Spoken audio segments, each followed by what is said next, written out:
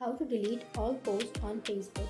So if you want to delete all of your posts on Facebook, then first of all open up your Facebook application, and then after opening you can go to the upper right corner which has a three-bar icon, and then tap on see your profile, and here on the right side of edit profile you will have a three dots icon. Tap on that and then go for activity log, and here you will have these bunch of options, right?